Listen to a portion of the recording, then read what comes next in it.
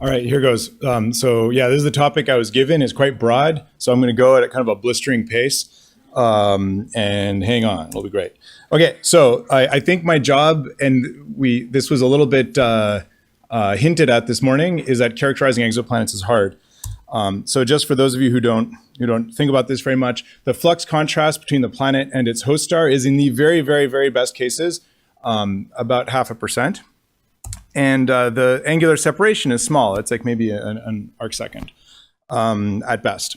All right, and the really damning thing, those two things would actually be fine. Like we could do this if this was all there was to it. The problem is that these two things tend to be anti-correlated.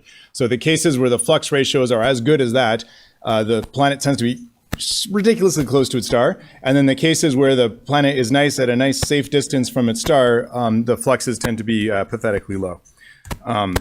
And so just to summarize all of exoplanet characterization, so like a decade and a half of work, we're starting to understand things about hot Jupiters.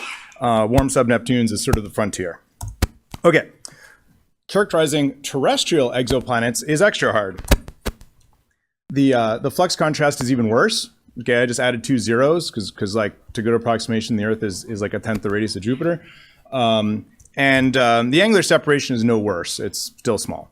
And again, these things tend to be anti-correlated. So you kind of pick either things that are far from their star, or you pick things that are close to their star and maybe a little bit brighter. Just to give you the punchlines first, we're already starting to get tantalizing data for lava worlds, lava planets, which are terrestrial planets, even though, well, they're terrestrial in my definition, they're rocky. And so far we have, depending how you count, either one or a couple null results for M Earths, by which I mean Earths orbiting in the habitable zones of M dwarf stars. So I've just given you the whole summary, and now I'm just going to go in kind of more detail. So here's the problem. If you look at that, if you're at the back, it might take you a while to notice the little wart or pimple on the star, and that pimple is the planet. And so again, the star is much brighter than the planet, and the two of them are very close to each other. So the first solution you might think of is like, okay, we'll just screw the star. Let's just go for free-floating planets. And people, including some in this room, have actually thought of this. And before you get too excited about these, which indeed would be, at first blush, you're like, hey, there's no star. That's great. The problem is that there's no star. It means you can't see it, right? Because there's no light bouncing off the planet. So they are like the ninja planets out there. And so I've actually worked a little bit thinking about Planet 9, and Planet 9 is in our solar system, and it's already hard enough to find. You have no reflected light by definition, and you have very minimal thermal flux. So not so good. Okay, so let's go back to this problem. So in reality, we like planets to be orbiting around stars for a number of reasons, life being one of them. And so we need a different way to try and get that pimple off the star. And the trick is basically just going to be to separate the light, separate somehow the photons from the planet from those of the star. So option number one is temporal separation. So here you're basically looking at movement of things. Okay, so if the planet moves across the star, or behind the star, or around the star, or even if the planet spins on its own axis, there's a bunch of ways in which the light from the planet might vary, or the light from the star might vary due to the orbital motion and the rotational motion of the planet. Okay. And so I'm going to go into this in gory detail later, but the point is, option number one is temporal separation. You're doing something that's time variable inherently. Option number two is you put on some colored glasses, and you notice that the star is a different color from the planet. So in principle, this should actually work. In practice, I don't know of a single case where people have successfully used this method to detect a planet.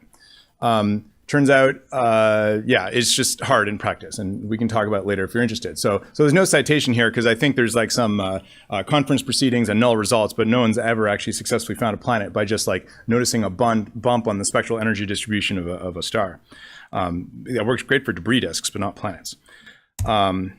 However, if you combine those two methods, then you get a method that does work, which is you look at the spectra of the planet is different, right? So you'll get different molecules in the atmosphere of a planet than in the star, and those will get Doppler shifted. And so this is actually a method that has worked. So now you've got things in color and they're moving.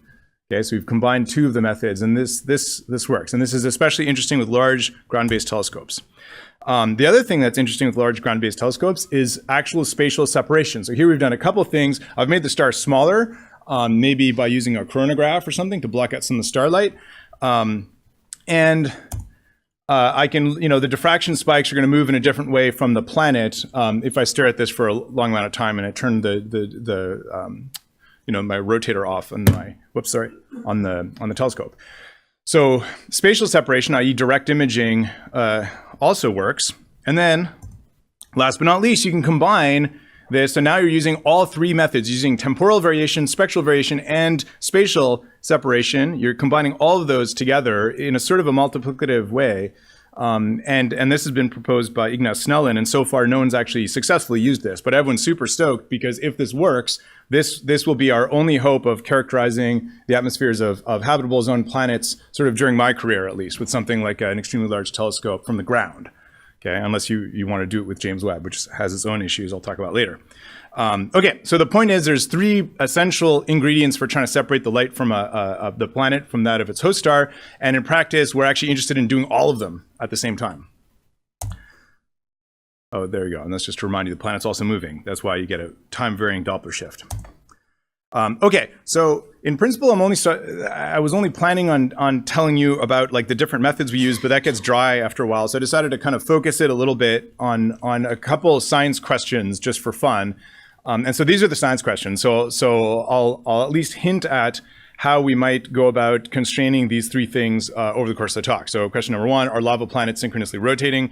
Question number two, do M-Earths have atmospheres? And question number three, is plate tectonics ubiquitous? Okay, and if you feel strongly that one of these things, like we already know the answer to one of these, like it's obviously yes or obviously no or whatever, that's great. And that's the whole point is I really like testing things when all the theorists are convinced. Because in exoplanets, the theorists have a spotty track record. So that's kind of like when the theorists are sure of something, that's exactly, let's go measure that. Okay, so for the first two things, the lava planets and the M-Earths, we're basically talking about short period planets. And so these are the tricks we can use for short period planets. We've got the transit. So transit, as you know, the planet passes in front of the star. If you do this in broadband photometry, you get a dip like the thing shown on the right. So the flux of the star might drop for an hour or two, depending on the exact orbit of the planet. That's fine, but I wouldn't consider that really constraining the climate of the planet in any way. It's just telling you something about the size of the planet. If you want to constrain the size of the planet, the atmosphere of the planet, you want to start doing transit spectroscopy. So now you're doing transits as a function of wavelength. And so the basic principle is shown here. At an opaque wavelength, the atmosphere looks bigger. It looks more, the planet looks bigger. And at a transparent wavelength on the right, the planet looks smaller. All right? And so you take Hubble, you point it at your favorite, one of your favorite hot Jupiters. This is what we can do today. And you get a spectrum that looks like this. So this is just showing you the transit depth as a function of wavelength. And what you see is basically a sort of flattish size. The planet has a certain size, and then whoa, the planet gets big. And what's going on there? Well, that's none other than water absorption, right? So you've just discovered that there's water vapor in the atmosphere of this planet. So this is the basic method, and in principle, we should be able to extend this with bigger glass. We can extend this to smaller planets. Okay, so that's transit spectroscopy. So that's an absorption spectrum, essentially, of the upper atmosphere. We can do another trick when the planet passes behind the star, which is called an eclipse. So the video looks kind of similar. You can see this object here is going to pass through. Well, the video looks different, but the plot looks suspiciously similar. This is just brightness as a function of time, which astronomers call light curves, and it goes down like that. And it also goes down for a couple hours. The only thing that's different really is the Y scale, which I haven't even put numbers on here, but this tends to be a fraction of a percent. Okay, whereas when a planet passes in front of the star, you're blocking out starlight, and the star is much more bright per square inch or feet or meters or whatever. And so, yeah, transits tend to be much deeper than eclipses. Okay, the eclipse is telling you something about the day side of the planet. Okay, because it's the day side of the planet that disappeared from view. So it's telling you some combination of how reflective the day side of the planet is, or how emittive, how much it's emitting radiation, or some mixture of those two, unfortunately. Okay, so that's the eclipse trick. Last trick is phase curves. So as a planet orbits around the star, whether or not it's transiting and eclipsing, right? So even if it has a different inclination and it never passes directly in front and behind its star, over the course of an orbit, a planet will exhibit phases. It does this at reflected wavelengths. It does this in the thermal infrared. All right, and so you're going to see these kind of, more or less sinusoidal wiggles up and down. over time. Okay, and again, this is something we can currently do pretty well, way better than this. This cartoon is from like an old paper, which is wrong. But starting then and now, like getting better and better with time, we could actually measure this quite well for hot Jupiters. Again, give us a bigger telescope like James Webb, we could do this for more earthy planets. Okay, so just an example with Spitzer. We look at a hot Jupiter, and we can actually make a very rough map. And I'm cheating because some of the information in this map came from another thing that I'm not talking about, but that's okay. Roughly speaking, we can make a map of the temperature of a planet. Okay, so we see it's got a night side of 900K, day side of 1200K. There's lots of fun math that goes into reconstructing these sorts of maps. But the point is, this is something we can do with hot Jupiters now. We'll be pushing down to more rocky planets in the future with James Webb. So now we get to our first big science question, which was, are lava planets synchronously rotating? Are they totally locked into a one-to-one resonance? And the answer, I think most people who thought about this is like, obviously, yes. But how could we check this? And so here's a really fun cartoon. You can ignore most of the detail from Edwin Kite.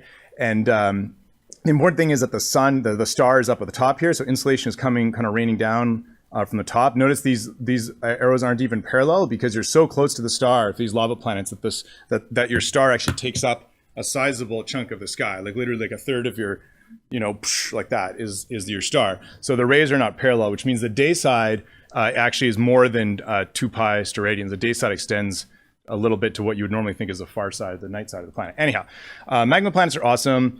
So in principle, you should have a big lava kind of ocean on the day side if it's tidally locked. And then the night side should be actually quite cold. So these are the sorts of temperatures we're expecting. So a few thousand on the day side and like less than 100 on the night side.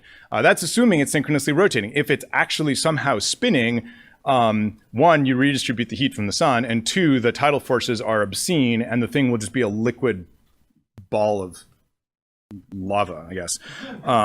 And so the point is, this is something we can test with these phase curves, right? Because if we make a map, if we make a thermal map of the planet, it'll be pretty obvious whether it's like the same temperature everywhere versus it's got a day side that's thousands of degrees warmer than the night side. This particular thing is something that we think we can do with Spitzer. So we currently have, so with Laura Kriedberg, we've got data to do exactly this with the Spitzer Space Telescope. So this is maybe doable with Spitzer for sure, easy, like hit the ball out of the park with James Webb. Okay, so, I put a check mark optimistically. We don't know the answer yet, but at least we have like ways of figuring it out. All right, M-Earths. So we know of some, they're famous. These are planets, possibly rocky planets, at least roughly the size and density of the Earth, orbiting in the habitable zone of M-dwarfs. The numbers are just astonishing. I mean, these things are just a dime a dozen, they're everywhere. So what we'd really want to know is like, are they actually habitable? And of course, there's this big issue that maybe they just lose all their atmospheres. So I won't dwell on this because other people smarter than I have already talked about it at the meeting. The point is we want to check whether they have atmospheres. So a good way to check whether it has an atmosphere is you get a transit spectrum. Because if you see these bumps, the larger transit depths in places where there are molecules, then that's because there are molecules in the atmosphere, i.e. you've discovered an atmosphere. So this is one way to do it. There have been talks earlier today. There will be talks later today about this game, about trying to do transit spectroscopy for these smaller planets. Okay, this particular, just as a note of interest, this particular thing, this is a real spectrum of what Earth looks like. This is based on a solar occultation instrument on a cute little Canadian space satellite that's been operating for decades and acquiring, the ground truth of what Earth's transit spectrum actually looks. So you can reconstruct a good transit spectrum for Earth. Okay, so that's one option for convincing yourself that an Earth has an atmosphere. Another option is to look at just the emission from the day side. So now you're getting an eclipse rather than getting a transit. So the planet's passing behind the star, and as it disappears from view, you're suddenly missing the thermal emission from the planet. If the day side is radiating at I think this number is about right, 220 watts per meter squared, you might suspect that there's actually thick day side clouds, which is what all the GCMs, the 3D models predict this on the day sides of these M-Earths. All right, you have these thick day side clouds that radiate at a relatively cool temperature. If instead, going back to a talk earlier today, if instead you see that the day side is radiating at like 300 watts per meter squared or something like that, then you might suspect that this planet is no longer habitable, and this planet has already gone through a runaway greenhouse. All right. But certainly, bless you, this 220 watts per meter squared would tell you not only this planet has an atmosphere, but probably that has a large surface water reservoir and might in fact be habitable at the surface, which would be quite exciting. Okay, and then the other option to try and convince yourself that M-Earths have atmospheres is to do the combination of direct imaging or high contrast imaging or whatever you want to call it, combined with high dispersion spectroscopy on an extremely large telescope. So this is just like blah, blah, blah, blah, blah acronyms, right? But basically what it means is you get a huge piece of glass, and that gives you two advantages. One, you get a lot of photons, which means you can spread them out spectroscopically, okay, in the wavelength direction, but also your diffraction limit is like a really small angle. So you can actually combine those things. Okay, I took the particular example of the EELT just for fun. But the point is using extreme adaptive optics so the star stops twinkling. You stick a coronagraph to block out as much of the starlight as you can. At that point, you still cannot actually see your habitable planet, for the record, right? So you still don't see it. But then, and there's different schemes for how to do this, you have like a fiber, or in fact, since you don't know where the hell the planet is, you have lots of fibers or something that feed to a Nichelle spectrograph. Okay, so you basically, and then now you have this high resolution spectrum, and then what you do is you try and cross-correlate that with known, well, hoped for molecules that you might expect to find in the atmosphere of this planet. Okay, and you do a cross-correlation function. And then if you get a hit at a velocity that seems reasonable for the Doppler motion of the planet, then you crack open the champagne because you've just discovered this planet. You've discovered that it's got molecules in its atmosphere. So this is a cool idea. We don't know whether it actually works, but on paper it works. So there's been many papers written on this, starting with that 2015 Snellen paper. Okay, so at least we have a roadmap for trying to figure out whether M-Earths have atmospheres. So that's good. Okay, now we're talking about the future. Now we want to go for Earth twins, just for the rest of the talk. And so here's the biggest, baddest mission concept that people are currently bouncing around, LUVOIR. Yeah, depending on the picture, some of these look like those Star Destroyers or something like that. They're really impressive. 15 meters across, right? So this would be sort of like a supersized James Webb, but more with visible light. So that's why the mirror is the kind of more silverish instead of being gold, right? Because it's optimized for kind of UV visible near infrared rather than being optimized for thermal infrared.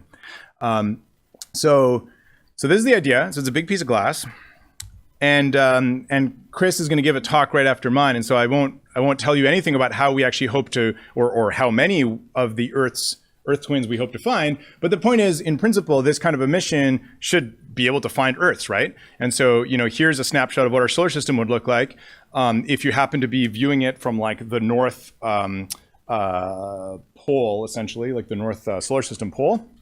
You can see Earth, Venus, Jupiter. The star is all a mess here. It's all been blocked out by a coronagraph. So this is lovely. And in principle, and Chris, I think will show this, we should be able to detect a lot of Earths if you have a LUVOIR up there. You can find lots and lots of these things. I had a grad student, Claire Guimont, who worked on this and found that, yes, you will find a lot of Earths, but it's a little bit trickier when you do this in black and white. You just get an image, right? It's a spectroscopic, I mean, it's a astronomical image, so you don't even get color information. It's just black and white, basically. And someone's taken off the labels. And that's super annoying, right? Because I look at this and I'm like, oh, shoot, like which one's which? And so that's actually a fun problem, which is still a work in progress, to be honest. Like we're trying to figure out, like, how does, if I see that dot, do I know anything about its orbit? In this case, I see 3 of them. Maybe I can guess they're orbiting in that plane or something. It's actually a very interesting problem, which is work in progress to figure this out.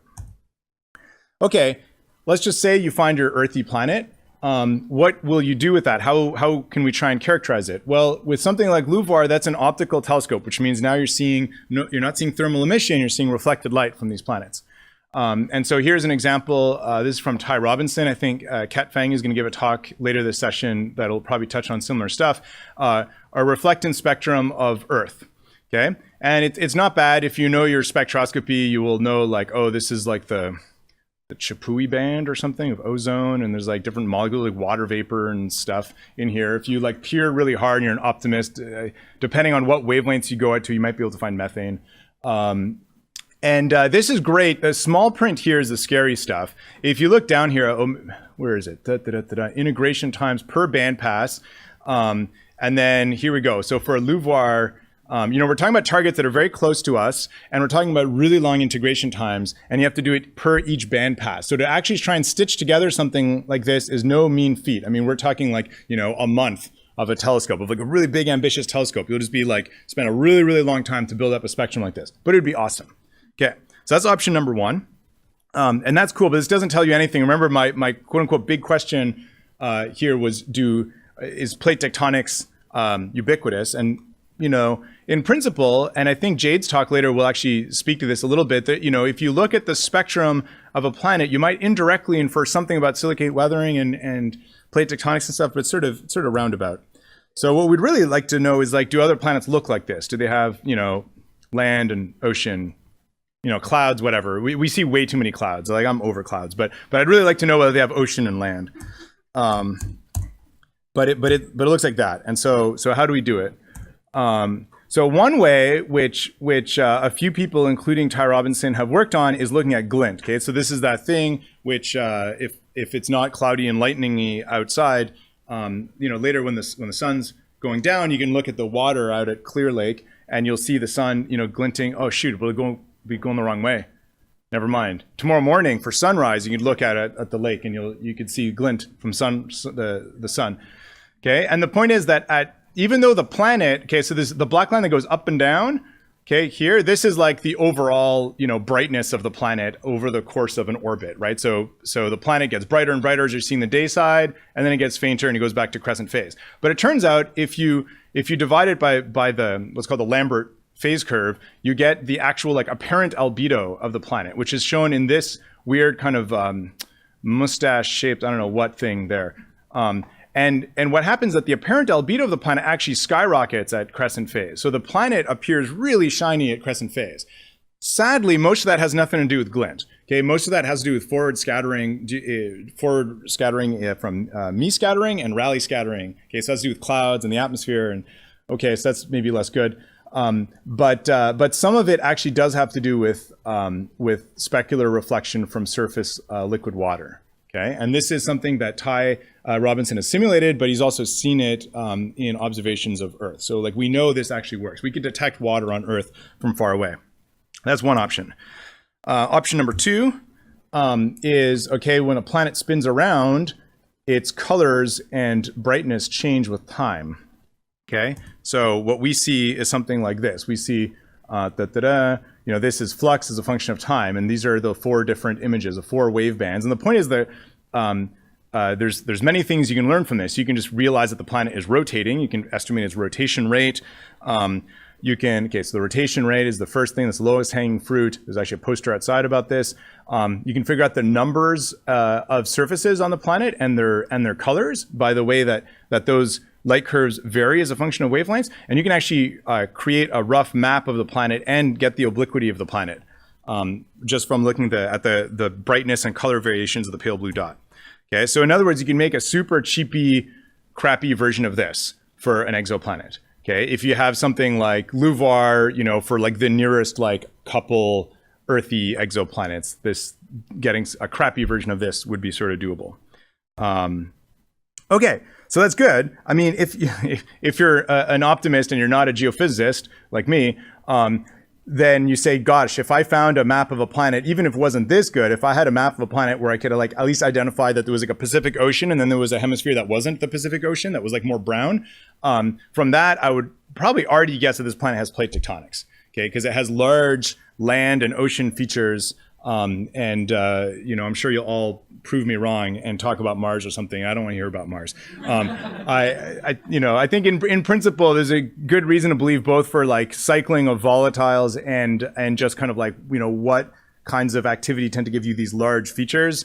I'd say if we see big land features and big oceans, we're optimistic this planet has plate tectonics, which would be cool.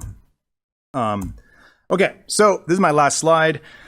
And I mostly put this up. I wonder, in case you'd had never seen it before, much of what I just described is in this review article in PSP that I wrote with a bunch of people, including probably some in this room. And the punchlines of what I've been saying are essentially in this table. So the bold face numbers are things that are going to be easy with James Webb. Okay, so hot Earths, like lava planets, you can do everything with James Webb. Like you'll be able to do, all sorts of cool science, including even transit spectroscopy, even though the atmosphere is made out of heavy stuff. The temperate Earths, on the other hand, are hard. Okay, so the italicized numbers means they're like freaking hard. The normal ones there are like, yeah, that's a big time investment, but we might be able to do it. And so transit spectroscopy, and then the Rayleigh-Jeans contrast. So going out with like MIRI or something, the longest wavelengths on MIRI, this might be feasible. So again, just to summarize, James Webb will be fantastic for lava worlds. I do think we are going to figure out whether M-Earths have atmospheres. We might even search them for biosignatures with James Webb and with extremely large telescopes equipped with high contrast imaging and high dispersion spectroscopy. Earth twins, like i.e. orbiting sun-like stars, that's going to have to wait for something like LUVOIR or maybe a HABEX in the, realistically in 2040s. So with that, I'm out of time, so I'll take your questions. Thanks.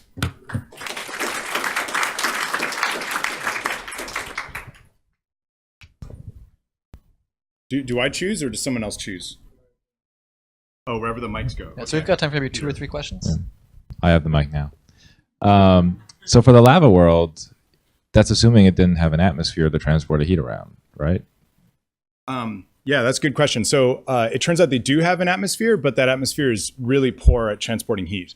So you do get a rock vapor atmosphere in equilibrium with lava at the surface.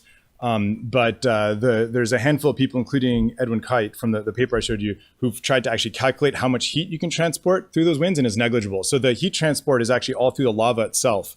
And that only works up until you hit the shore of the magma lake or the lava ocean or whatever you want to call it. So we're not talking about like 55 Cancri E, which seems to have yeah, I don't call that a lava planet in my book. Yeah, it's got too much of an atmosphere. It's got volatiles.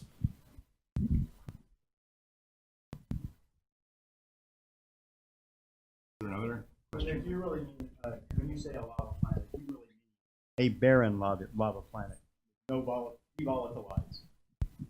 That's right. Yeah, yeah. What I mean by a lava planet is a planet where refractory things behave like volatiles. So that like silicates are now your condensable that can be in all 3 phases on the planet. It's solid in some places, liquid other places, and gaseous elsewhere. Yeah. But there's like no actual volatiles. They've all left. And these planets, remember, the star is that big on the sky. Like other volatiles cannot hang out there. Or they should not, in principle.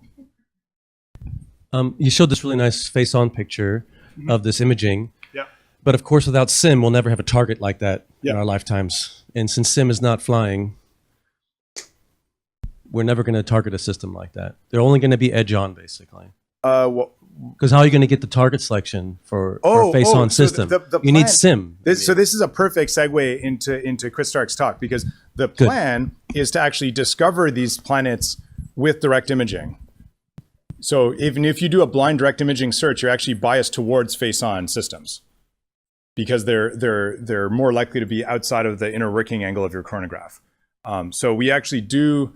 It is a totally very interesting area of debate over beers, whether we should try and be finding these planets with direct imaging. I have opinions on that. Yeah, but the point is the current game plan is indeed to hunt after these things with direct imaging.